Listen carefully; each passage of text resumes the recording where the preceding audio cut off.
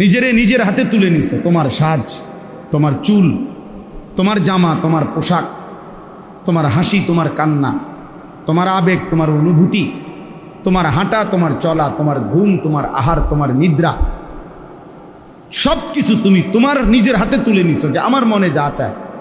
Your life your wish, your life your choice. তোমার জীবন তোমার পছন্দ। এটা ভাইয়া খোদার কসম, এটাকে ইত্তেবাউল হাওয়া বলে কোরআনের ভাষা। অর্থ হলো মনের চাহিদার অনুসরণ। আমার মনে যা চাই তাই। এই কোরআন সাক্ষী ভাইয়া, আমি অসংখ্যবার এই কথা বলছি।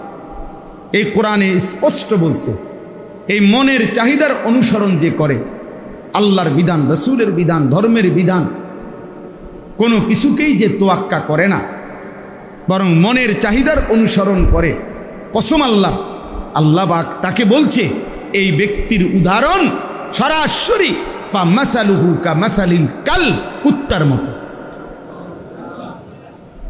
একেবারে আল্লাহর কসম, এটা কোরআন শরীফের আয়াত,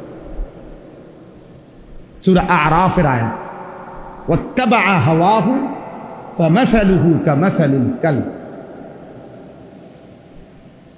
আল্লাহ তাআলা বলে সে তার মনের চাহিদার অনুসরণ করেছে, অতএব তার উদাহরণ কামাসালিল কাল। অর্থ কি? কুকুরের মতো, কুত্তার জিন্দেগি। ওই জীবন কুত্তার জীবন, অন্য কোনো প্রাণী না। ডাইরেক্ট আল্লাহ তাআলা ফিক্সড করে দিস কামাসালিল কাল, কুকুরের জীবন। এই জন্য দোস্ত আমি অনেক পেরেশানি করি। এই জন্য সারা দিন রাত কিশোর যুবকদের জন্য বলি, এই জন্য যে এমন সুন্দর বয়স, সুস্থ সবল বয়সে, মাত্র 16 বছর, মাত্র 18 বছর, এত অল্প বয়সে ভাইয়া তুমি নিজের হাতে নিজেরে তুলে নিলা, তোমার আখিরাত কোথায়?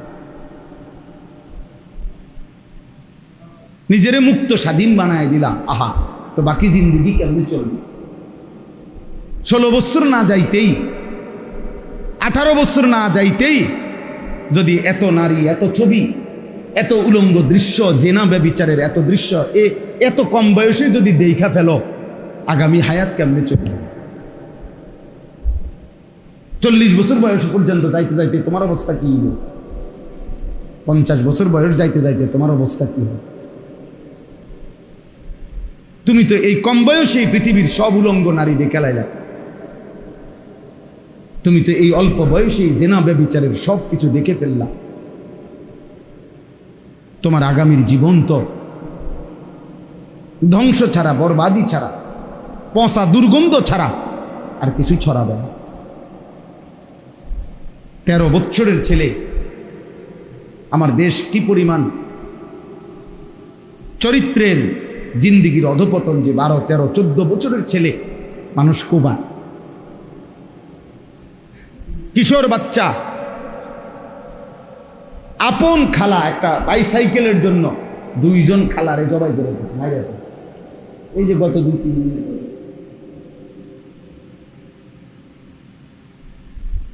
হ্যাঁ, বিষয়টা কি? শহরে বন্দরে 14-15 বছরের কিশোর জ্ঞান, তার শরীরের চাইতে লম্বা চাফাতি দিয়া মানুষ কোপা।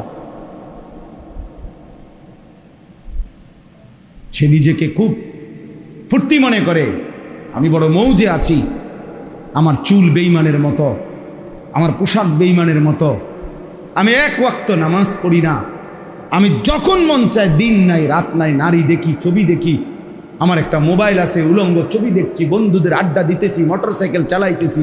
কই এই পৃথিবীর কেউ নাই, আমার মা বাবা, আত্মীয় স্বজন, দেশ, বংশধর, একটা লোক নাই যে আমারে বাধা দিবে। তা আমার চাইতে বড় স্বাধীন আর সে মুক্ত, সে আজাদ। কেউ তাকে বাধা দেয় না, কেউ তাকে ফেরায় না, কেউ তাকে ডাকে না, আহারে বাপ তুই তো বরবাদ হয়ে যাচ্ছিস, এই বাপ তুই তো জাহান্নামের আগুনে জ্বলবি, হায় হায় তুমি তো অনন্তকালের আগুনে পুড়ে যাবা। এই কথাটুকু কেউ তার জন্য 1 ফোঁটা চোখের পানি ফেলে না, কেউ তারে ফিরায় না, মা বাপ যেন নির্বাক তাকায় আছে, সন্তানের অধপতন চোখের সামনে দেখতেছে, মাও খায়, বাপেও খায়, ঘুমায়, সবাই সবার মতো চলতেছে, আর চোখের সামনে মানব সন্তান চরিত্রহীন, লম্পট, দুশ্চরিত্র হয়ে চূড়ান্তভাবে বখাটে হয়ে জীবনটা শেষ করে দিচ্ছে। কেন এমন হলো যুবক? তোমাদের যাদের জীবনে সারা দিনে সারা বছরে 6 মাসে 9 মাসে কেউ তোমারে আল্লাহর দিকে ফিরায় না, তোমারে নামাজের কথা বলে না, আখিরাতের কথা বলে না, তোমার চরিত্র সুন্দরের কথা বলে না। কেন বলে না? কেন বলে না? খোদার কসম আমি মনে রাখো বাপ, কারো মনে শুইনো না প্রয়োজনে, কিন্তু আমার এই কথা মনে রাখো, কারণ একটাই, তোমার উপরে আল্লাহর লানত পড়ছে। খোদার লানত যার উপরে পড়ে তারে মখলুক মুখ ফিরায় না। তোর উপরে আল্লাহর লানত পড়ছে, এই জন্য আর তোর মা তোরে ডাকে না, আর তোর বাপে তোরে ডাকে না, আর তোর পাড়াপড়শি কেউ তোরে ডাকে না। তুই সবার সামনে চরিত্রহীন হয়ে যাচ্ছিস, সবার সামনে নষ্ট হয়ে যাইতেছ, তোরে কেউ ডাকে না। হ্যাঁ, আমার মনে আছে আমরা প্রাইমারি স্কুল থাকতে হিন্দু মাস্টাররা যে দুধ ডরাইতাম, হিন্দু মাস্টার ছিল আমাদের একজন হিন্দু স্যার ছিল, পরে আমরা আজরাইলের মতো ভয় পাইতাম। হিন্দু মাস্টার, গ্রামের দাদা, আমার দাদা না, কি গ্রামের দাদা, ওনার শাসনকে যেরকম ভয় পাইতো, গ্রামের চাচা, গ্রামের বড় ভাই, আজ মুসলমানের বাচ্চা তার আপন বাপকে 2 পয়সার কোনো মূল্য দেয়, আপন মা তারে 2 পয়সার কোনো দাম দেয়। খাইলে খাওয়াইবা, না হইলে বাইরে যাবো, বাহ, পড়লে পড়ছি, না পড়লে না, টেয়া দাও, সুদে টাকা লাও, বিদেশ যাবো, কিস্তি লাও, যেমনে পারো বিদেশ পাঠাও, টাকা দরকার। সবাই মিলে মিশে নাফরমানির উৎসব করছে, আল্লাহর অবাধ্যতার প্রদর্শনী করছি আমরা। একটা ছেলে হলেও বুঝো বাবা, নিজের এভাবে নষ্ট করে দেওয়া, নিজের হাতে নিজেকে বরবাদ করে দেওয়া কোনো বিবেকবান মানুষের কাজ হইতে পারে না, মানুষের কাজ হইতে পারে না। এটা জন্তু জানোয়ারের জন্য মানাইতে পারে, ইনসানের জন্য এটা মানায় না, মানায় না। আল্লাহ আমাদেরকে বুঝার তৌফিক দান করেন। এই জন্য আমার দোস্ত, আমার নওজোয়ান, ফেরা দরকার, ফেরা দরকার, আল্লাহর দিকে ফেরা দরকার। আমার বাপ, আমার ভাই, প্রিয় ভাই, রাগ হইও না। নির্ধারিত কাউরে ধমক দেওয়া তো মাকসাদ না, নির্ধারিত কারোর সাথে তো কোনো দ্বন্দ্বও নাই ব্যক্তিগতভাবে। তাহলে আমার উদ্দেশ্য এই কথাটা বলা, প্রত্যেকটা কিশোর যুবক তোমরা ভাইবো বাবা, তোমার এই অবস্থা কেন? যারা তোমারে না, যারা 1 ওয়াক্ত নামাজ পড়ো না বাপ, একটা বার হইলেও ভাইবো, তোমার কলজাটা এরম পাথর হয়ে গেল কেন যে তোমার 1 ওয়াক্ত নামাজ পড়তে মন চায় না? তুমি এত বড় জানোয়ার কেমনে হইলে? কোনো ইমানদার তো এত বড় জানোয়ার হইতে পারে না, কোনো মুসলমানের বাচ্চা তো এত বড় জানোয়ার হইতে পারে না। তুমি এরম জানোয়ার হইলা কেমনে যে তুমি তোমার বানানেওয়ালা মনিবকে এভাবে কেমনে ভুলে গেলা? এভাবে ভুলে গেলা কেমনে যে 365 দিনে কোনো দিন তোমার মনেও পড়লো না যে ফজরের নামাজ ফরজ, এটা আমার পড়া উচিত, এই কথাটাই কোনোদিন মনে পড়লো না? এমন লানত তোর উপরে কেন পড়লো রে ভাই? খোদার এমন গজব পড়লো কা তোর উপরে? বলো ভাই, একদিনও মনে পড়বে না? কোনোদিনও মনে পড়বে না? আল্লাহকে কখনোই মনে পড়বে না? মিথ্যা প্রতিদিন বলবে, চুরি প্রতিদিন, মদ জুয়া প্রতিদিন, নারী নেশা প্রতিদিন, অশ্লীল ছবি, গান, বাদ্য, জেনা, ব্যভিচারের দৃশ্য, নাচ গান প্রতিদিন, সুদ প্রতিদিন খায় মুসলমান, ঘুষ প্রতিদিন নেয় মুসলমান, মুসলমান প্রতিদিন ওজনে কম দেয়, মুসলমানের বিবি প্রতিদিন বেপর্দা, মুসলমানের ঘরে প্রতিদিন নাচ গান, প্রতিদিন রঙিন টেলিভিশন। ওহো, এটা হওয়ার কথা না।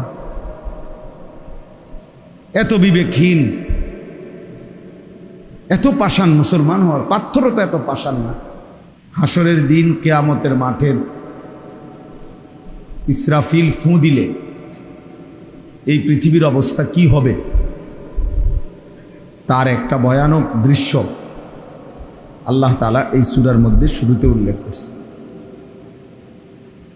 আল্লাহ তাআলা বলছেন যে যেদিন ইসরাফিল ফু দিবে সেদিন যে মা তার সন্তানকে দুধ পান করাইতেছিল সেই মা তার দুধের বাচ্চা ছুঁড়ে ফেলে দিবে। যে মায়ের পেটের বাচ্চা একদম প্রসব হওয়ার কাছাকাছি, 9 মাস 10 মাস, এরকম গর্ভবতী নারী এভাবে ছুটবে যে গর্ভের বাচ্চা নিজে নিজেই বের হয়ে পড়ে যাবে এবং মানুষ দিক বিদিক হয়ে মাতালের মতো ঘুরতে থাকবে। আর প্রত্যেকেই এই কথা বুঝে ফেলবে যে আল্লাহর আযাব এসে গেল, আখিরাতের সময় হয়েই গেল। তখন সব মানুষ অস্থির হয়ে যাবে। এই কথাটা আল্লাহ তাআলা এখানে উল্লেখ করছে। ইসলামের ইতিহাসে সর্বপ্রথম জিহাদ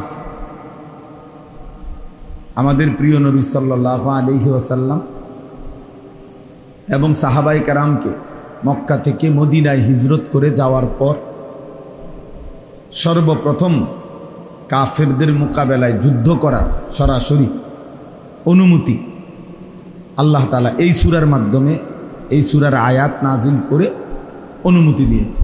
প্রথম আয়াত জিহাদের আয়াত, উযিনা লিল্লাযীনা ইউকাতালুনা বিআন্নাহুম যুলিমু, এখানে আছে ওয়া ইন্নাল্লাহা আলা নাসরিহিম লাকাদির।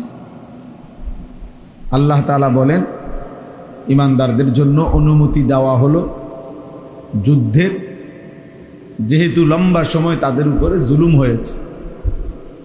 13 বছর মক্কায় তাদের উপরে অবর্ণনীয় জুলুম হয়েছে। এজন্য আমি আল্লাহর পক্ষ থেকে এখন তাদের জন্য ইউকাতালুনা, যুদ্ধের অনুমতি দিলাম।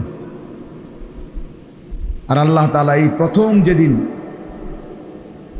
মুসলমানদেরকে যুদ্ধের অনুমতি দিয়েছেন সেদিনই আল্লাহ তাআলা বলছেন ওয়া ইন্নাল্লাহা আলা নাসরিহিম লাকাদির, নিশ্চয়ই আল্লাহ তাআলা ঈমানদারদের সাহায্যে পূর্ণ শক্তিমান, পূর্ণ শক্তি রাখে। এজন্য মুসলমান যখন আল্লাহর জন্য জীবন দেবে, দুশমনের মোকাবেলায় সম্মুখ যুদ্ধে মোকাবেলা করবে, তো আল্লাহ তাআলা নিশ্চিত বিজয় দান করবে। এখন সেই বিজয় কত ঘন্টা পরে, কত দিন পরে, কত মাস পরে আসবে সেটা আল্লাহ তাআলার ফয়সালা। বাকি এই কথা নিশ্চিত বিজয় মুমিনের হবে, বিজয় ঈমানদারের হবে। এই কথা এই সূরার মধ্যে উল্লেখ আছে। এই সূরার মধ্যে একটা আশ্চর্য উদাহরণ আছে। যারা মূর্তি পূজা করে, আল্লাহকে বাদ দিয়ে অন্য কাউকে ডাকে,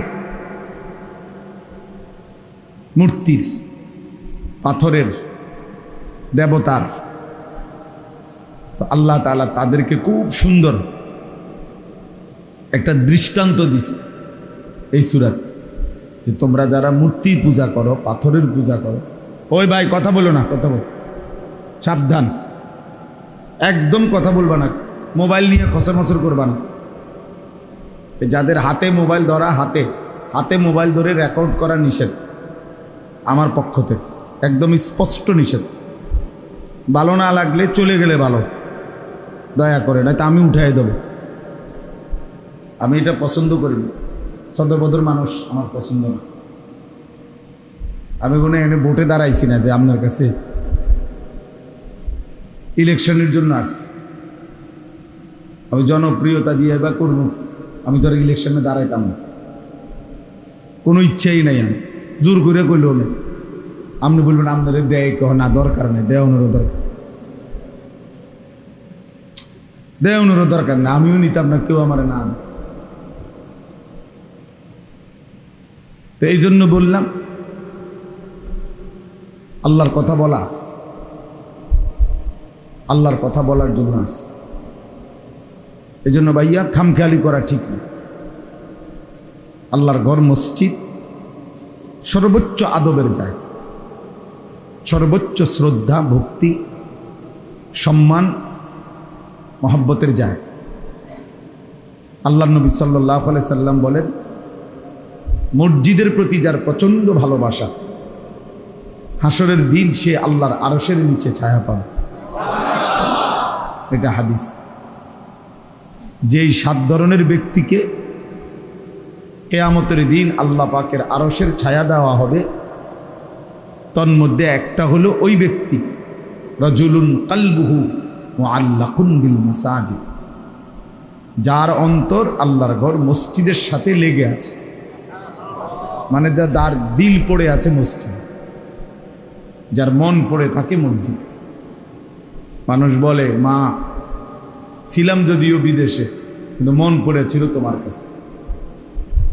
মানুষ বিবিকে বলে, ছিলাম যদিও বাহিরে, কিন্তু মন পড়েছিল তোমার কাছে, দিল পড়েছিল তোমার কাছে। তো এক মুমিনও যদিও কর্মের প্রয়োজনে বাহিরে যায়, কিন্তু সত্যিকার মুমিনের দিল, অন্তরাত্মা পড়ে থাকে মসজিদের মধ্যে। আবার আসবো কখন, আবার আমার মালিককে সেজদা দেব কখন, আবার আজান হবে কখন, আবার নামাজের ওয়াক্ত হবে। হাদিসের মধ্যে আছে, আমাদের প্রিয় নবী সাল্লাল্লাহু আলাইহি ওয়াসাল্লাম মাঝে মাঝে নামাজের ওয়াক্ত হইলেই সাথে সাথে তৎক্ষণাৎ হযরত বেলালকে বলতেন, বেলাল কুম, আরে দাঁড়াও না, আজান দাও, জলদি আজান। আরিহনা বিসসালাহ, আমরা আমাদের দিল নামাজের মাধ্যমে শান্ত করি, অর্থাৎ জলদি জলদি আজান দাও। নামাজ শুরু করতাম, আল্লাহকে সেজদা দেওয়া শুরু করব, দিল শান্ত হবে। রাহাত, আরিহনা, আরাম লাভ করব, প্রশান্তি লাভ করব বিসসালাত, নামাজের মধ্যে, নামাজের মাধ্যমে। তাইলে নবীজি সাল্লাল্লাহু আলাইহি সাল্লাম অস্থির হয়ে থাকতেন, আবার কখন আজান হবে, আবার কখন সেজদা দেব, আবার কখন নামাজ পড়ব। এটা মুমিনের সিফাত, মুমিনের বৈশিষ্ট্য, যে মুমিনের দিল মসজিদে পড়ে থাকে। এই জন্য মসজিদের প্রতি হৃদয়ের টান, অন্তরের ভালোবাসা বহুত জরুরি, বহুত জরুরি, অনেক বড় গুরুত্বপূর্ণ। এই জন্য ভাইয়া মসজিদে কোনো খামখেয়ালি না কর। যার কষ্ট হয় গরমে, বিরক্তিতে, যে কোনো রকমের, সে চলে গেলে ভালো। আমার কোনো এতটা সংখ্যার কোনো কিছু নাই, যে লোক কম না বেশ, আমি এগুলা নিয়ে এতটা ভাবির, এত সময়ও নাই আমার, এত কিছু ভাববার টাইমও না। আল্লাহর জন্য বলতে থাকা, আমি বুঝি এটা। আজকে আমরা আলহামদুলিল্লাহ দুপুরবেলা মাত্র 30 থেকে 40 জন হাজি সাহেবের জন্য প্রায় 2 ঘন্টা বয়ান করছি। গুনা হাজি, কারণ এটা ট্রেনিংয়ে আসছে। হাজি এর বাড়িব করতে নির্ধারণ করে। তাইলে আল্লাহর জন্য বলতে থাক, এর সংখ্যা দিয়ে আমি করবো কি, বেশি না কম এটা কোনো বিষয় না। আচ্ছা চলেন, তো বলতেছিলাম সূরা হজ্জের কথা, মনে আসেনি কোন সূরা? এই সূরাতে আল্লাহ তাআলা একটা চমৎকার উদাহরণ দিয়েছে। আল্লাহ বলছে, আচ্ছা হে মানুষ, তোমরা যারা আল্লাহকে বাদ দিয়ে মূর্তি দেবতার পূজা করো, আমি তোমাদের কাছে জানতে চাই, লা ইয়াখলুকু যুবাবান ওয়ালা ইজতামাউ লাহু। তোমরা তাদেরকে বলো যে তারা সবাই মিলে একসাথে হয়ে একটা মাছি বানায় দিতে। একটা কি বানায় দিতে? আর বড় আতি দরকার নেই, আতি লাগতো না, একটা কি বানাই দোক, মাছি বানায়। আল্লাহ বলেন লা ইয়াখলুকু যুবাবান, তারা তো একটা মাছিও বানাইতে পারবে। ওয়ালা ইজতামাউ লাহু, এটা বানাইবার জন্য তারা যদি সবাই একসাথে হয়, সারা পৃথিবীর সব দেবতা সব মূর্তি একসাথে হলেও তো একটা মাছিও কি করতে পারবে না। এবার আল্লাহ তাআলা বলেন, আচ্ছা যাও, মাছি বানাইতে পারবে না, তো আমি আল্লাহ তাআলা আরেকটু নামাইয়া দিই, সহজ করে দিই। সেটা কি? ওয়া ইন্নাস লুবহুমুজ যুবাবু শাইআন লা ইয়াস্তানকিজুহু মিনহু। এবার আল্লাহ বলেন, তাহলে বলো যে যদি এই দেবতা মূর্তির গায়ে একটা মাছি পড়ে, তো তারে কও এই মাছিটা তারায় দিতে, সরাই বানানোর দরকার নেই। এর গায়ে যে মশা বই মাছি বসে, তা এই মাছিটা একটু সরাই দিতে কও, তারায় দিতে। তো আল্লাহ তাআলা বলেন লা ইয়াস্তানকিজুহু মিনহু, সে তো তার শরীর থেকে এই মাছিটাও সরাইতে পারবে না। আল্লাহ তাআলা বলেন দাউফাত তালিবু ওয়াল মাতলুবু, অতএব তোমরা যারা চাচ্ছ দেবতার কাছে, তোমরাও দুর্বল, যার কাছে চাচ্ছ সেও কি, দুটোটাই বেওকুফ। বুঝেন না? যার কাছে চাচ্ছ সেও দুর্বল, তুমি তো নিজেই দুর্বলই, যেহেতু তুমি দুর্বল দেখেই তো চাইতেছ। দাউফাত তালিবু ওয়াল মাতলুব, তালেব এবং মাতলুব। তালেব মানে প্রার্থী, যে চায়, মাতলুব মানে যার কাছে চায়, উভয়ই দুর্বল। তাহলে এই চমৎকার উদাহরণ দিয়ে আল্লাহ তাআলা কিয়ামত পর্যন্ত বলছে, তোমাদের ওই মিথ্যা দেবতা, তোমাদের ওই মিথ্যা মূর্তি, তোমাদের ওই মিথ্যা পাথর, সে না কোনো মাছিও বানাইতে পারে, না নিজের গায়ে পড়া মাছি তারাইতেও পারে। তাহলে এতটা দুর্বল, তাকে কেমনে তোমরা খোদা মনে করো, তাকে কিভাবে পূজা করো, তার কাছে কিভাবে প্রার্থনা করো? নাউযুবিল্লাহ। এইভাবে এই সূরার মধ্যে ইব্রাহিম আলাইহিস সালামের কথা আল্লাহ তাআলা উল্লেখ করছে। ইব্রাহিম আলাইহিস সালাম, আল্লাহ তাআলা বলছেন মিল্লাতা আবিকুম ইব্রাহিম হুয়া সাম্মাকুমুল মুসলিমিন। এই যে এই কথাটা আমরা এমনি অনেকেই জানি। আল্লাহ তাআলা বলছে তোমাদের মিল্লাতের পিতা, তোমাদের মুসলিম জাতি সত্তার পিতা ইব্রাহিম, তিনি তোমাদেরকে মুসলিম হিসাবে নামকরণ করেছেন।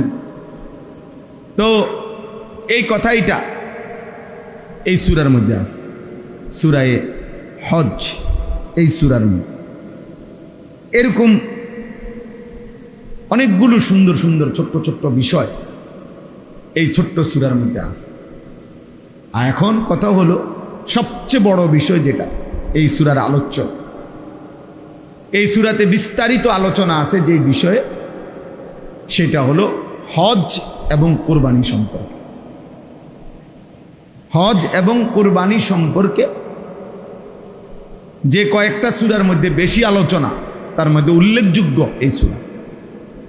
এই সূরার মধ্যে আল্লাহ তাআলা হজ এবং কুরবানি সম্পর্কে বিস্তারিত আলোচনা করেছেন। সূরা বাকারার মধ্যেও আল্লাহ তাআলা হজ সম্পর্কিত আলোচনা করেছেন। ওইখানেও লম্বা আলোচনা আছে, আর এখানেও লম্বা আলোচনা আছে। তো আমি যে দুইটা আয়াত পড়ছি, এই দুইটা আয়াতের মধ্যে হজ সম্পর্কিত কথাও আছে, কোরবানি সম্পর্কিত কথাও আছে। আর আল্লাহর অনুগত বিনয়ী বান্দার সিফাত বৈশিষ্ট্য কি এই কথাও আছে। তো এবার চলেন এই দুই আয়াত আমরা শুনি।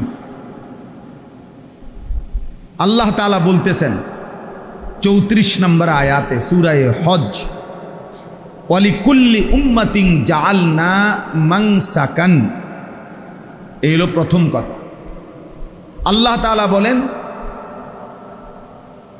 আল্লাহ তাআলা প্রত্যেক উম্মতের জন্য, প্রত্যেক জাতি গোষ্ঠী সম্প্রদায়ের জন্যই নির্ধারণ করেছেন মানসাক। মানসাক অর্থটা কি আমি বলতেছি একটু পরে, আগে এই শব্দটাই যেমনি আছে এমনি বলে। আল্লাহ তাআলা বলেন প্রত্যেক উম্মতের জন্য আমি আল্লাহ নির্ধারণ করেছি মানসাক। কি নির্ধারণ করেছেন? কে নির্ধারণ করেছেন? আল্লাহ। প্রত্যেক উম্মত, প্রত্যেক জাতি গোষ্ঠী সম্প্রদায়ের জন্যই আমি আল্লাহ মানসাক নির্ধারণ করেছি। এখন প্রশ্ন হলো এই মানসাক মানে কি? তো কোরআনে আর শব্দ, এই শব্দটার দুইটা শব্দ, একটা হলো মানসাক আর একটা হলো নুসুক। আর এই মানসাক শব্দের বহুবচন হলো মানাসিক। এই তিনটাই কোরআনুল কারীমের মধ্যে ব্যবহার আছে। যেমন এখানে এখন শুনলেন ওয়ালিকুল্লি উম্মাতিন জাআলনা মানসাকান, সূরা বাকারার মধ্যে আছে। আল্লাহ তাআলা বলছেন ফাইজা কাদাইতুম মানাসিকাকুম, মানাসিক বহুবচন। আবার কোরআনুল কারীমের মধ্যে আছে ইন্না সালাতি ওয়া নুসুকি ওয়া মাহইয়ায়া ওয়া মামাতি লিল্লাহি রাব্বিল আলামিন। তাহলে কাছাকাছি শব্দ, নুসুক, মানসাক, মানাসিক, এই তিন শব্দেরই একই অর্থ। তিন শব্দেরই একই অর্থ। অর্থটা কি? অর্থ তিনটা। এই শব্দটির তিনটা অর্থ। এক নাম্বার হলো কোরবানি, দুই নাম্বার হলো হজ, তিন নাম্বার হলো সমস্ত ইবাদত। তাহলে মানসাক শব্দের প্রথম অর্থ কি? কোরবানি। দ্বিতীয় অর্থ কি? হজ। তৃতীয় অর্থ কি? সমস্ত ইবাদত। ইবাদত আর কি, আল্লাহর ইবাদত। এই তিনটাই এই শব্দের অর্থ। এখন কোরআনুল কারীমের মধ্যে এবং রাসূলুল্লাহ সাল্লাল্লাহু আলাইহি সাল্লামের হাদিসের মধ্যেও এই শব্দটি আছে। নবীজি বলছে খুযু আন্নী মানাসিকাকুম। কোরআন শরীফ আছে ইব্রাহিম আলাইহিস সালাম আল্লাহর ঘর কাবা বানাইয়া দোয়া করছে, দোয়ার মধ্যে এটা বলছে ওয়া আরিনা মানাসিকানা, এরকম শব্দ আছে। তাইলে মুফাসসিরিনে কেরাম, উলামায়ে কেরাম হাদিস এবং কোরআনে পূর্বাপর কথার, কোরআনের এই কথাগুলোর আগ পিস মানে সামনের বক্তব্য এবং পিছনের বক্তব্য, এগুলো বিশ্লেষণ করে দেখে, পূর্বাপর দেখে কোথাও বলছেন কোরবানি এই অর্থ প্রাধান্য পাবে, কোথাও হজ এই অর্থ প্রাধান্য পাবে, কোথাও ইবাদত এই অর্থ প্রাধান্য পাবে, এই অর্থ প্রাধান্য। যেমন এইখানে ওয়ালিকুল্লি উম্মাতিন জাআলনা মানসাকান, আল্লাহ বলেন আমি প্রত্যেক জাতির জন্য নির্ধারণ করেছি মানসাক। তো তিনটাই অর্থ, কথা বলেন, তিনটাই অর্থ কি না? অর্থ কি? আমি প্রত্যেক উম্মতের জন্য কোরবানি নির্ধারণ করেছি, আমি প্রত্যেক জাতির জন্য হজ নির্ধারণ করেছি, আমি প্রত্যেক জাতির জন্য আমার ইবাদত নির্ধারণ করেছি। কিন্তু প্রাধান্য কোনটা? তো উলামায়ে কেরাম তাফসীরের মধ্যে সামনে পিছনে দেখে সেটা নির্ধারণ করে দিয়েছেন। এখানে কোরবানি এই অর্থটা অগ্রগণ্য, প্রাধান্য। আবার ওই যে ওইখানে বললাম আল্লাহ বলছে ফাইজা কদাইতুম মানাসিকাকুম ফাযকুরুল্লাহা কাযিকরিকুম আবাআকুম আও আশাদ্দা যিকরা। যখন তোমাদের মানাসিক শেষ হয় তখন তোমরা পুনরায় আল্লাহ তাআলার জিকির করো।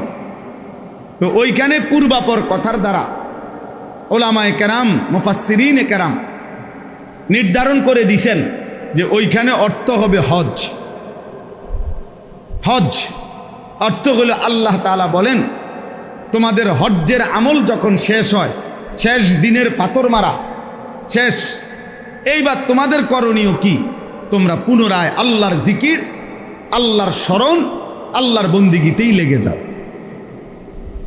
আর ইব্রাহিম আলাইহিস সালামের একটা দোয়া, ওয়া আরিনা মানাসিকানা, ওইখানে অর্থ হবে মানাসিক, আল্লাহ আপনি আমাদেরকে মানাসিক দেখায়া দেন, শিখায়া দেন, বলে দেন।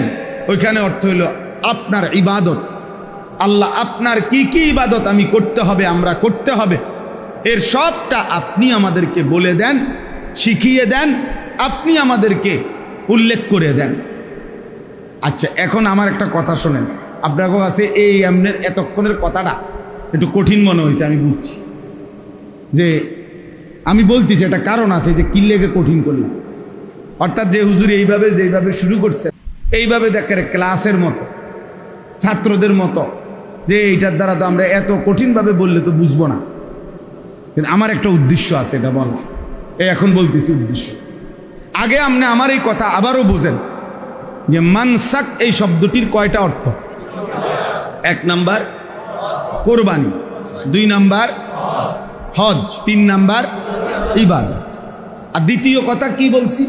যে এই শব্দটা কোরআনের এক বচন হোক আর বহু বচন হোক, যেভাবে যেখানে ব্যবহার হয়েছে সব জায়গায় একই অর্থ প্রাধান্য পাবে না, বরং আয়াতের পূর্বাপর দেখে, কথা বক্তব্যের আকপিস দেখে ওলামায়ে কেরাম, মুফাসসিরিনে কেরাম নির্ধারণ করে দিয়েছেন যে কোন জায়গায় কোন অর্থটি প্রাধান্য পাবে।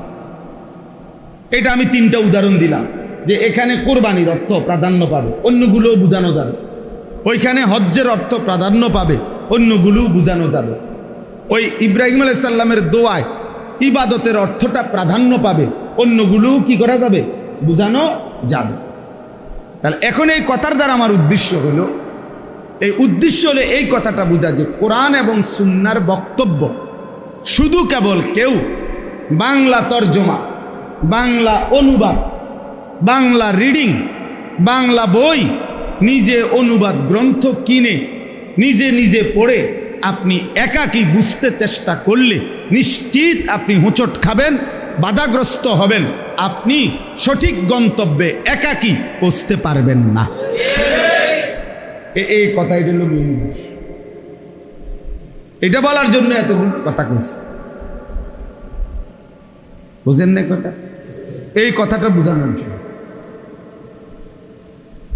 একাকী আপনি পারতেন না, বরঞ্চ অবশ্যই নির্ভরযোগ্য মুত্তাকি হক্কানি রব্বানি ওলামায়ে কেরামের ব্যাখ্যা, বিশ্লেষণ, ওনাদের মতামত এখানে কি, এটা আপনাকে শুনতে হবে। এটা আপনাকে কি করতে হবে? নাই তো আপনি বুঝতেন না।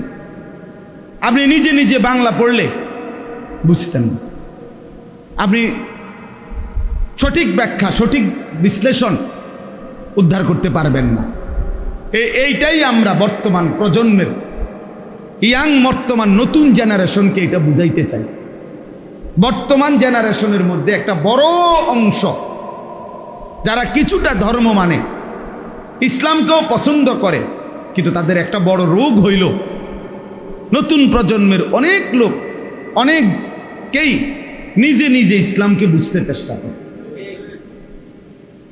নিজে নিজে। গতকালকেও একজন বড়, গত পরশুদিন এই বাংলাদেশের একজন প্রতিষ্ঠিত বড় নেতা টকশোর বক্তব্যের মধ্যে বলছে যে মোল্লাতন্ত্র চলবে না, ইসলাম ভিন্ন জিনিস। ইসলাম তার আব্বাই যেটা দিছে তারে, তার বাপের থেকে আসছে ইসলাম। বুঝেন নাই কথা? আমরা মোল্লা যেটা বলবো এটা কোনো ইসলাম না, তার আব্বাই যেটা বলছে সেটা ইসলাম। তার দাদায় মাটির তলের থেকে বলছে, মানে এটা বুঝাইতে চাইছে হুজুরদের এই ব্যাখ্যা, আলেমদের এই ব্যাখ্যা ধরলে হবে না, আপনি নিজে বুঝতে হইব। আপনি বাংলা পড়বেন, আপনি অনুবাদ দেখবেন, আপনি নিজের থেকে একটা বুঝে নিবেন। আপনি বলছে হাফ প্যান্ট, আপনি বুঝবেন ফুল প্যান্ট, বলছে পায়জামা, আপনি বুঝবেন লুঙ্গি। বুঝেন নাই কথা? এই হলো অবস্থা, এই হলো হালাত। আজকে অনেক নারীবাদী যারা নারী সংস্কারের নামে এই যাদের বিষয়টা নিয়ে খুব আলোচনা এবং ওলামায়ে কেরাম তীব্র প্রতিবাদ করছে, সারা বাংলাদেশের ওলামায়ে কেরাম তাওহীদি জনতা, যে কোরআন সুন্নাহ বিরোধী অনেকগুলো ধারা নারী সংস্কার কমিশনের মধ্যে দেওয়া হয়েছে। এখন এরা কোনোভাবে এ কথাটা বলে না যে কোরআন সুন্নাহ বিরোধী না, এ কথাটা, এটার কথা কয় না, কেবল বারবার এটা বুঝাইতে চায় যে ধর্মকে নারীর অধিকারের জন্য টেনে আনা সমীচীন না। এখানে ধর্মের কোনো বিষয় না, নারী নারীর মতামত পেশ করবে, সে নিজের মতো স্বাধীনতা ভোগ করবে। নারীকে তার নিজের মতামত, নিজের বক্তব্য, নিজের ইচ্ছা, নিজের রুচি, সে কি সন্তান নিবে না নিবে না, সে কি স্বামীর সাথে থাকবে না থাকবে না, এটা সব কিছুতেই তার যৌনতা এবং তার সন্তান ধারণ, তার সকল কিছুতে তাকে তার মতামত, তার স্বাধীনতা স্বাভাবিকভাবে দিয়ে দিতে হবে। এবং সে যেটা মনে করে, তারা 10 জন মহিলা মিল্লা, 100 জন মহিলা মিল্লা যেটা মনে করে যে এটা আমাকে দরকার, তো এটা দিতে হবে। এখানে ধর্মের সাথে যদি সংঘর্ষ বাজে, কোরআনের সাথে সংঘর্ষ বাজে, তাহলে কোরআনকে সরাইতে হবে, নারীর অধিকার প্রতিষ্ঠিত করতে হবে। এই হলো এই বেঈমানদের বক্তব্য, এই মুরতাদদের বক্তব্য। কথা বুঝছি দোস্ত? তুমগো রে বলি ভাইয়া, কষ্ট হলে চলে যাও ভাই। এই তুমগো কোনারে খামখেয়ালি করো না ভাইয়া, তোমারে কই, তুমি ডাইনে বামে চাইও না, তোমারে বললাম, মস্কারি করো না এখানে। আমার অনুরোধ দোস্ত, আমি জোর করি না কাউরে, কিন্তু এটা আল্লাহর ঘর, মসজিদ, ধাক্কা ধাক্কি ঠেলাঠেলি করো না বাপ, নিজের ক্ষতি করো না। সব জায়গায় ফাইজলামি বানায় না, পাত্রামি সব জায়গায় না। আমি এই ব্যাপারে খুব সাংঘাতিক মানুষ, সারাক্ষণ আমি নজর ঘুরাই, এটা আমার অভ্যাস।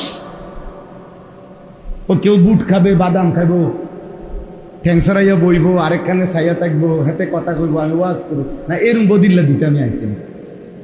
আমি কোনো বাতের অভাবে আসি না। এই জন্য আমার কথা হইলো, যার কষ্ট সে চলে যাক। আমি একজনকেই বলি, অসুবিধা কি? একজনকে বলাও আল্লাহর কথা, সৌভাগ্য। সৌভাগ্য কি না? আল্লাহর বহু এক বান্দাকে বলাও সৌভাগ্য।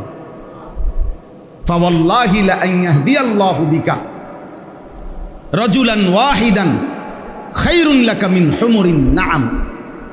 আল্লাহর নবী সাল্লাল্লাহু আলাইহি ওয়াসাল্লাম বলেন, আল্লাহর কসম, তোমার দ্বারা একজন ব্যক্তি হেদায়েত পাওয়া, একজন রাজুলান ওয়াহিদান, একজন ব্যক্তি আল্লাহর রাস্তা পাওয়া, নবীজি বলে গোটা আরবের সমস্ত দামি উট তোমাকে হাদিয়া দেওয়ার চাইতেও কোটি গুণে উত্তম। কয়জন? একজন। কোন এক আল্লাহর বান্দা আল্লাহকে পেয়ে গেল, সেজদার মজা পাইল, নামাজের মহব্বত পাইল, আল্লাহকে চিনবার জন্য আগ্রহী হইল, তো এইটা গোটা আরবের সমস্ত দামি উট। নবীজি তখনকার হিসাবে উদাহরণ দিচ্ছে।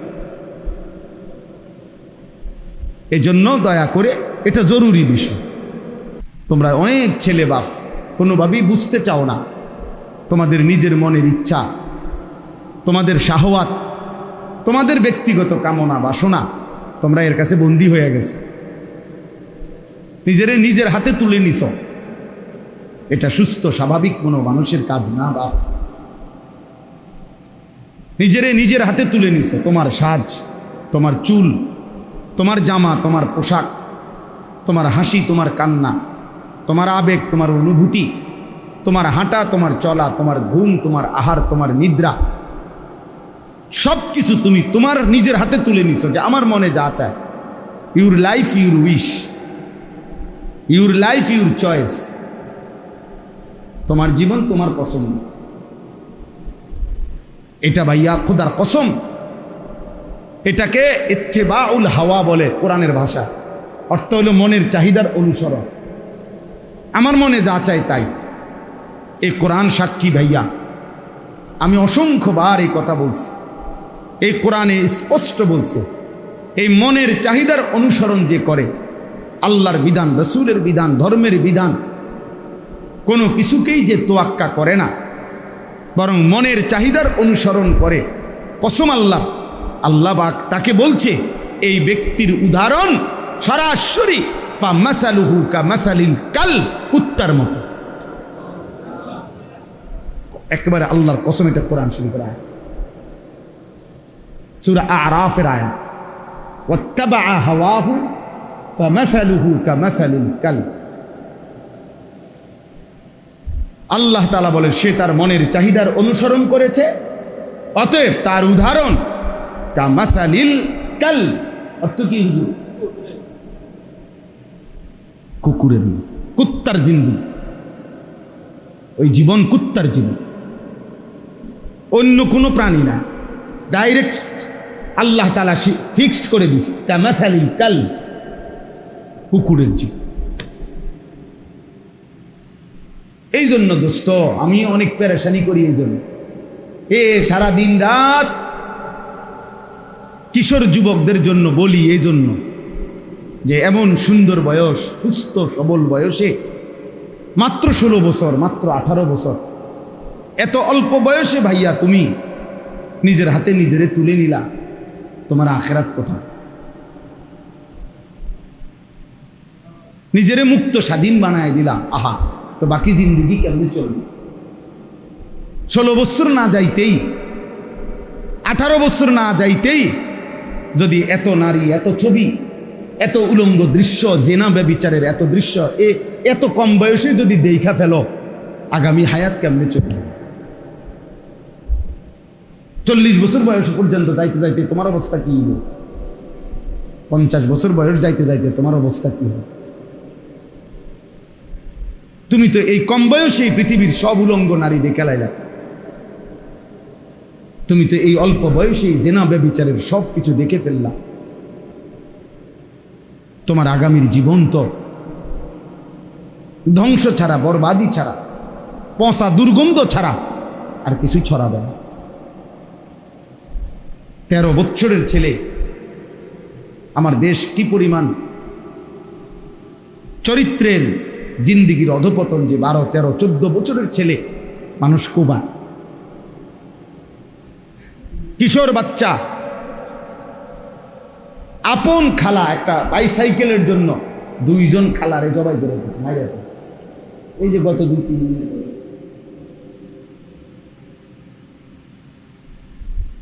হ্যাঁ, বিষয়টা কি? বিষয়টা কি?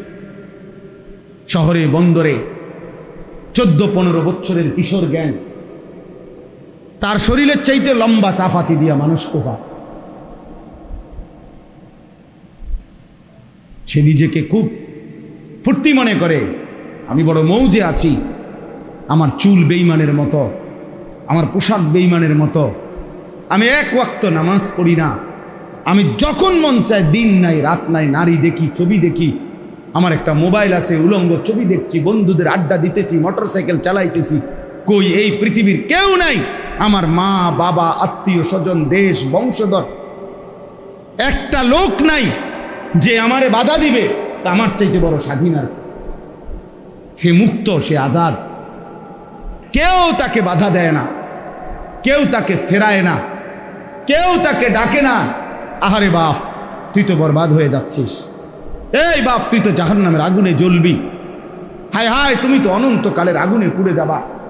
এই কথাটুকু কেউ তার জন্য এক ফোঁটা চোখের পানি ফেলে না, কেউ তারে ফিরায় না, মা বাপ যেন নির্বাক তাকায় আছে, সন্তানের অধপতন চোখের সামনে দেখতেছে, মাও খায়, বাপেও খায়, ঘুমায়, সবাই সবার মতো চলতেছে, আর চোখের সামনে মানব সন্তান চরিত্রহীন, লম্পট, দুশ্চরিত্র হয়ে চূড়ান্তভাবে বখাটে হয়ে জীবনটা শেষ করে দিচ্ছে। কেন এমন হলো যুবক? তোমাদের যাদের জীবনে সারা দিনে সারা বছরে 6 মাসে 9 মাসে কেউ তোমারে আল্লাহর দিকে ফিরায় না, তোমারে নামাজের কথা বলে না, আখিরাতের কথা বলে না, তোমার চরিত্র সুন্দরের কথা বলে না। কেন বলে না? কেন বলে না? খোদার কসম আমি মনে রাখো বাপ, কারো মনে শুইনো না প্রয়োজনে, কিন্তু আমার এই কথা মনে রাখো, কারণ একটাই, তোমার উপরে আল্লাহর লানত পড়ছে। খোদার লানত যার উপরে পড়ে তারে মখলুক মুখ ফিরায় না। তোর উপরে আল্লাহর লানত পড়ছে, এই জন্য আর তোর মা তোরে ডাকে না, আর তোর বাপে তোরে ডাকে না, আর তোর পাড়াপড়শি কেউ তোরে ডাকে না। তুই সবার সামনে চরিত্রহীন হয়ে যাচ্ছিস, সবার সামনে নষ্ট হয়ে যাইতেছ, তোরে কেউ ডাকে না। হ্যাঁ,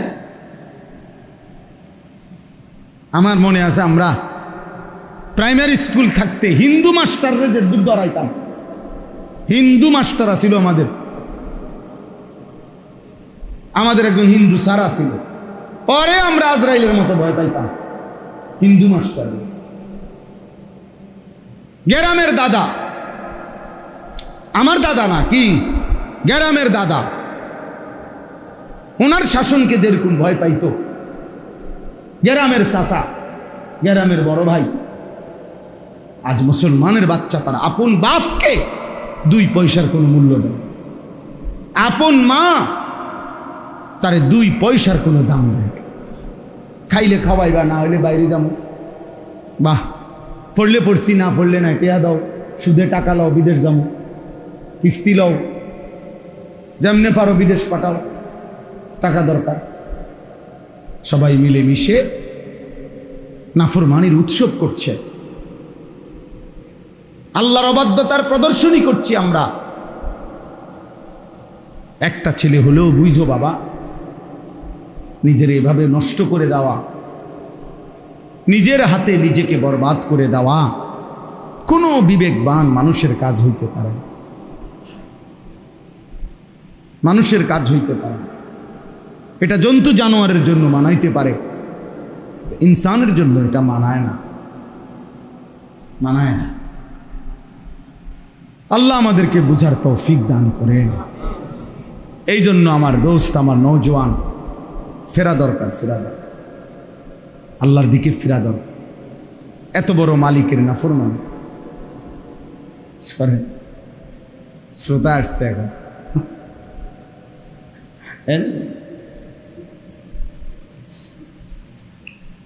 আচ্ছা আপনার আরামের জন্য সুবিধা হয়, বসে। তো আমার বাপ, আমার ভাই, প্রিয় ভাই, রাগ হইও না। নির্ধারিত কাউরে ধমক দেওয়া তো মাকসাদ না, নির্ধারিত কারোর সাথে তো কোনো দ্বন্দ্বও নাই ব্যক্তিগতভাবে।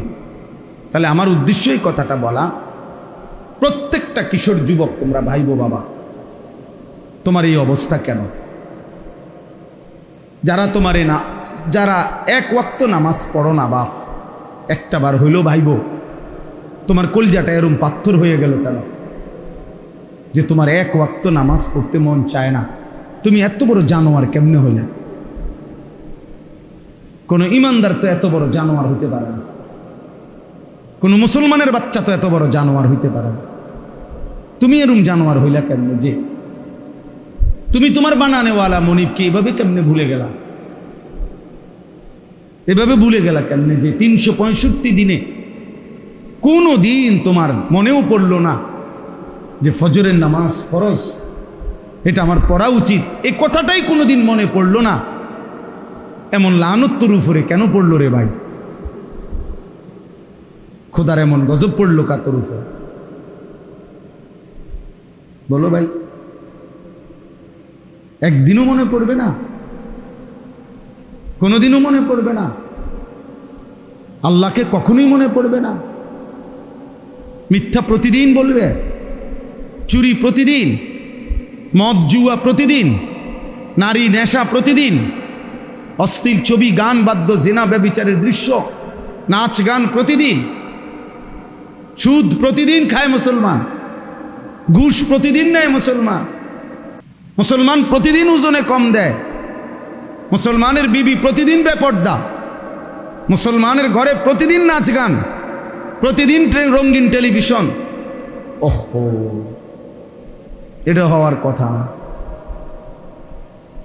এত বিবেকহীন, এত পাষাণ মুসলমান হওয়ার পাথরতা এত পাষাণ না। কোরআন শরীফে সূরা বাকারাতে আছে, আল্লাহ তাআলা বলছেন, ওয়া ইন্না মিনাল হিজারাতি লামা ইয়াতাফাজ্জারু মিনহুল আনহার। আল্লাহ বলছে, বান্দা শুনো, এমন অসংখ্য পাথর আছে যেই পাথর থেকে আমি আল্লাহর ভয়ে পাথরের কান্না পানি হয়ে বের হয়ে আসে। পাথরের কান্না ঝর্ণার মতো বয়ে যায়। এই জন্য যত জায়গায় পাহাড়ি ঝর্ণা আছে, মানে পাহাড় থেকে ঝর্ণার পানি পড়ে যেখানে, তত জায়গায় এই ঝর্ণার উপরে গেলে দেখা যাবে সেখানে অসংখ্য অগণিত পাথর। আমি নিজে দেখছি, মনে না সীতাকুণ্ড, এই যেখানে ঝর্ণা, আমি অনেক গেছি ছাত্রজীবন, একবার। ছাত্রজীবন বলতে ছাত্রজীবন না, কর্মজীবনের একবারে শুরু। তখন আমি জোয়ান মানুষ, 2004-05 সালের দিকে। পরে আমি বিকল্প রাস্তা দিয়া কমপক্ষে 3 ঘন্টা 3.5 ঘন্টা লাগাইয়া একটু একটু করে আমরা ছেলেরা ডিঙ্গায় ডিঙ্গায় ডিঙ্গায় উঠে ওই মাথার গেছি, মানে ওই যেখান থেকে পানিটা পড়ে আর উপরে গেছে। তখনও দেখছি যে সারি সারি অগণিত পাথর, পাথর, বড় বড় পাথর।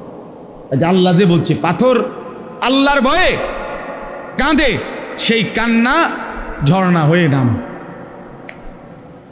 লামা ইয়াতাফাজ্জারু মিনহুল আনহার ওয়া ইন্না মিনহা লামা ইয়াহবিতু মিন খাশিয়াতিল্লাহ। কোরআন শরীফে আছে, আল্লাহ বলছে বহু পাথর আছে এমন, যেই পাথর আল্লাহর ভয়ে যখন লাফ দেয়, যখন উঠে পড়ে, তখন আল্লাহর ভয়ে ওই পাথর পাহাড়ের গা বেয়ে নিচে নেমে। লামা ইয়াহবিতু, যেটা পড়ে যায় নিচে, গড়াইয়া পড়ে, মিন খাশিয়াতিল্লাহ, কার ভয়ে? এই জন্য পাথরের গা বেয়ে যত পাথর পড়ে, পাহাড়ের গা বেয়ে, ঝর্ণার গা বেয়ে যত পাথর পড়ে, এরা প্রথমত তো কাঁদে, এরপরে আল্লাহর ভয়ে বেয়ে পড়ে। আল্লাহ কোরআনে বলছে, তাহলে এক পাথর যদি ফাইটা যায়, ওয়া ইন্না মিনহা লামা ইয়াশাক্কাকু, পাথর ফেটে যায়, ফায়াখরুজু মিনহুল মা। তো পাথর যদি আল্লাহর ভয়ে ফাইটা যায়, পাথর যদি আল্লাহর ভয়ে পাহাড় থেকে গড়িয়ে পড়ে, প্রিয় বন্ধু, এক মানুষ এত শক্ত কেমনে হয়? এক মানুষের দিল এত শক্ত কিভাবে হয় যে 30 বছর মিথ্যা বলে, 30 বছর সুদ খায়, 30 বছর ওজনে কম দেয়, প্রতিদিন নাচ গান দেখে, প্রতিদিন রঙিন টেলিভিশন চলে, প্রত্যেক দিন স্ত্রী বেপর্দা, প্রতিদিন ওজনে কম দেয়। আহা, এভাবে বুঝি মানুষ আল্লাহকে ভুলে যায়, এভাবে বুঝি মানুষ আখিরাত ভুলে যায়। তাইলে তার আর মুসলমানের বাকি থাকে কি? আল্লাহ আমাদেরকে বুঝার তৌফিক দান করেন। চলেন, আমার কথা আমি শেষ করতে হবে। একে তো গরম, রাত অনেক হয়েছে, এই জন্য আপনাদের কাছে আমি এটা বুঝাইতে চাই। আমার যে কথাটা মূল কথা ছিল যে মান সাকান, এই শব্দটা 3 অর্থে বুঝায়। এই জন্য কোরআনুল কারীমের বহু শব্দ বাক্য এমন আছে যেটার একাধিক অর্থের কি আছে, সম্ভাবনা আছে, একাধিক ব্যাখ্যার অবকাশ রাখে। সেক্ষেত্রে ওলামায়ে কেরামের সংস্পর্শ, সত্যিকার মুত্তাকি আলেমে দ্বীনের সান্নিধ্য এবং উনাদের থেকে সরাসরি বুঝা না ছাড়া, নিজে নিজে বুঝতে যাওয়া, পদস্খলন ছাড়া, অ্যাক্সিডেন্ট ছাড়া, বিপদ ছাড়া, আখিরাতের বরবাদি ছাড়া আর কিছু ডেকে আনবেন।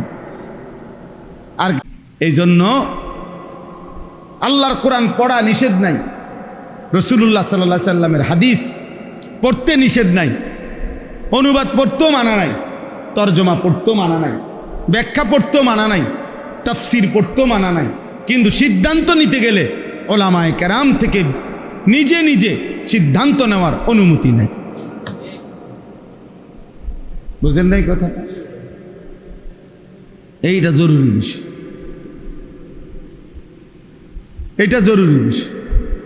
এই জন্য আমরা প্রত্যেকেই ওলামায়ে কেরাম ওনাদের কাছ থেকেই দিন বুঝার সিদ্ধান্ত নেব, চেষ্টা করব ইনশাআল্লাহ।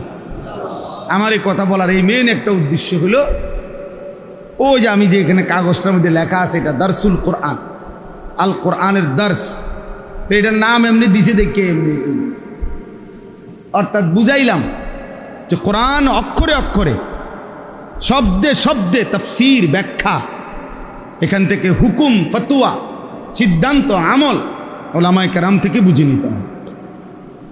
আমরা মাদ্রাসায় প্রতি লাইন ওস্তাদের কাছে পড়ছি, কথা বুঝছেন না? এমন না যে হুজুর ফরা দিয়া দিছে বাড়ির কাজ, 3 পৃষ্ঠা বাংলা পড়ে আইসো বা এই পৃষ্ঠার থেকে পৃষ্ঠা পড়ে রাখবো, পরীক্ষা তাইব, এই সমস্ত তর্জমা আমরা পড়ি না। আমাদের যুগ যুগ ধরে, বিশেষ করে আমাদের কওমি মাদ্রাসার এটা বৈশিষ্ট্য যে প্রত্যেক শব্দে শব্দে আমাদের পুরা কোরআনুল কারীমের ব্যাখ্যা, অনুবাদ, সংক্ষিপ্ত তাফসীর পড়ানো হয়। আলহামদুলিল্লাহ, আলহামদুলিল্লাহ। মানে এই আগের থেকে এই পর্যন্ত এটাই চলমান ধারা যে নিজে নিজে বুঝার চেষ্টা করা যাবে না, বরং উস্তাদের কাছ থেকে কি করতে হবে? বুঝতে হবে। মুআল্লিম এবং মুতাআল্লিম, ছাত্র এবং শিক্ষক, এই সম্পর্ক আজীবন থাকতে হবে। কেন? আমাদের নবী সাল্লাল্লাহু আলাইহি সাল্লাম নিজে বলছেন, বুইসতু মুআল্লিমা, আমি শিক্ষক হিসেবে প্রেরিত হয়েছি। অতএব নবী যেহেতু শিক্ষক, তো সাহাবায়ে কেরাম কি? ছাত্র। তাহলে শিক্ষক এবং ছাত্রের এই তর্জ, এই তরিকা নববী তরিকা। অতএব এর ভিন্ন অন্য কোনো পদ্ধতিতে দিন শিখলে হবে না, অন্য পদ্ধতিতে দিন শিখলে হবে না। আমি এখন রিসার্চ করি হুজুর, ও নিজে অনেক কিছু বুঝি, পণ্ডিতি মারেন। আমার জীবনে আমি তো হজে, উমরায়, বিভিন্ন সময় জেনারেল বহু মানুষের সাথে তো আমাদের সম্পর্ক, যেহেতু ওয়াইজের কারণে, তে যেই কোনো লোক যদি আমারে অনেক বলে, অনেক সময় এমন হয়, আরে ভদ্রলোক বলতেছে হুজুর বিষয়টা অবশ্য আমিও জানি, আমারও আইডিয়া আছে, তারপরেও আপনার কাছ থেকে ওভার শিওর হতে চাচ্ছি, একটু শিওর হতে চাচ্ছি, আপনি কি মনে করেন? আমি সব সময় বলি যে আমি কিছুই মনে করি না, আমার এই ব্যাপারে তেমন কিছু জানা নাই, আপনি যেটা শিওর হয়ে নিয়েছেন সেটা মনে হয়, আপনি মাতবুরি করতে নাইছেন। হ্যাঁ, উনি সব জানে, আমার আইসি ইন্টারভিউ নিতে, আমি তো ইন্টারভিউ দিয়েই ফাঁস করে আইছি, কথা বুঝেন নাই আপনি? আমি তো সার্টিফিকেট আছে আমার কাছে পড়ালেখা, তো আমার উস্তাদরা তো বাচ্চা আছে সবাই, আপনি জিগাইলেই তো যেতে চুরি করছে না পড়ছে, জিগাইলেই তো। এই জন্য এটা জরুরি বিষয়, বুঝা, দিন বোঝা দরকার। কিতাবুল্লাহ, আসমানি ওয়াহি, আল্লাহর কোরআন এবং রাসূলের সুন্নাহ থেকে, তবে রিজালুল্লাহ, আল্লাহর পক্ষ থেকে মনোনীত উলামায়ে উম্মতের মাধ্যমে, দুইটাই লাগবে। শুধু ব্যক্তি বলে দিছে, এর কোনো কোরআন সুন্নাহর সাথে কোনো সম্পৃক্ততাই নাই, তাইলেও হবে না, কথা বলেন না কেন? আবার কোরআন সুন্নাহর কথাটা কে বুঝাইতে চাইছে, এটা যদি আল্লাহ পাকের এই মনোনীত যুগ যুগ ধরে উলামায়ে উম্মত ব্যাখ্যা করে না দেয়, তাহলে নিজে নিজে বুঝতে যাওয়া, এটাও বরবাদি, এটাও পেরেশানি, এটাও মুসিবত, এটাও মুসিবত। আল্লাহ তাআলা আমাদেরকে প্রান্তিকতা থেকে হেফাজত করেন।